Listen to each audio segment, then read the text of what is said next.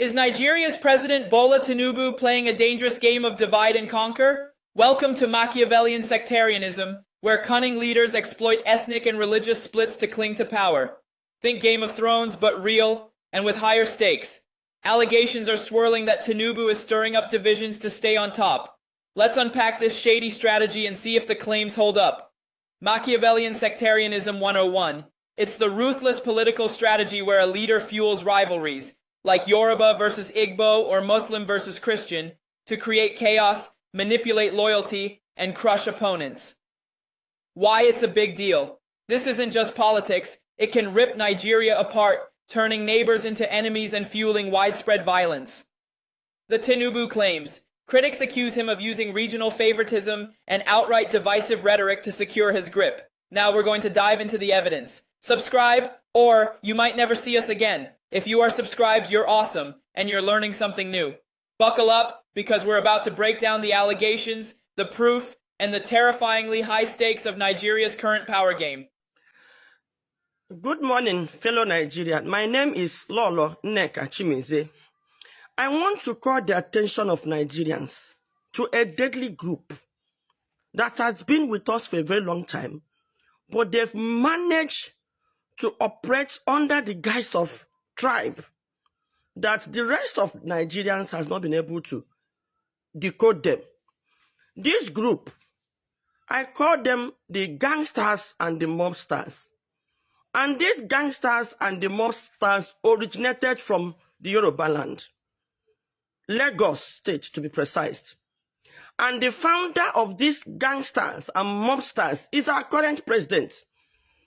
President Ahmed Tinubu is the founder, sponsor, founder of this mob group. Just like our former president, President Muhammad Buhari, is one of the founders of Boko Haram. One of their sponsors, one of their founders, we all know. Our current president is also the founder and also the founder of this mob group. And their headquarters is in Lagos.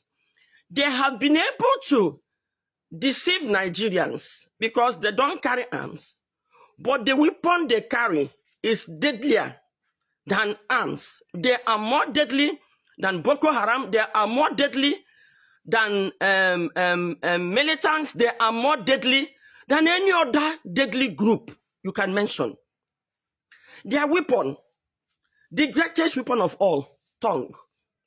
The smallest part of the body that can set the whole world on fire.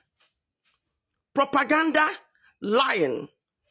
Most importantly, they hide under ethnic coloration, presenting themselves as protectors of the Yoruba land, causing mayhem, trying to sponsor another genocide.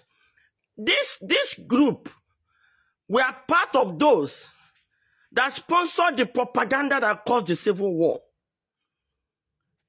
Young soldiers carried out a coup, which all parts of Nigeria were part of. All of a sudden, they gave it an ethnic coloration. Now, this time around, they've taken it far. They are not doing it just in Nigeria. They are sponsoring it all over Africa. And some countries are buying into it. But guess what? When they sponsored it in South Africa. We have proofs.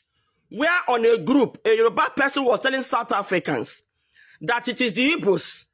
So they should carry xenophobia on Igbo people. But guess what? Both Igbos, Yorubas, and any other person in Igbo land, in Nigeria, and Nigerian citizen was also affected. They have been sponsoring this in Ghana. And may I let you know that Mrs. Abike Dabiri, she can start chasing me around, is also the spokesperson of this gangster.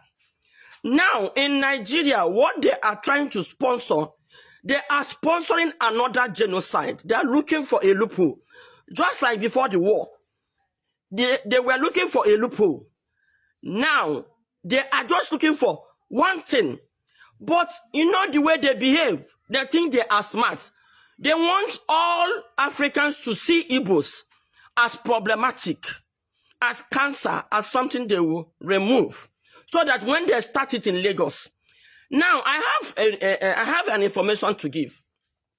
During genocide, people from those states, southeast, south were all killed. I want to call the attention of my Edo brothers, Calabar brothers, Calabari brothers, and all of you. To an average Yoruba man, we are all Igbo. To an average Hausa man, we are all Igbo. Just like to an average Igbo man, from Benue down is north, the Hausa. To an average Yoruba man, the whole north is Hausa. That's how they see us. But when they want to divide us with politics, they will bring the divider. They will now know that an Edo man is an Edo man. But when they want to cheat us or kill us, we'll all become Igbo. My warning is, the earlier, it's only a fool that something will happen to. It is raging, it is on. They are pushing it by all means, trying to provoke the Igbos. And I'm also calling on the interests of the Igbos to rise and unite yourself. They were able to succeed in the north because they caught us on the way. With all this noise, if they catch us on the way this time around, don't you think they will liken us to fools? These people are cowards, yes. They cannot challenge you to war. They will hide under federal might because their leader now is the president.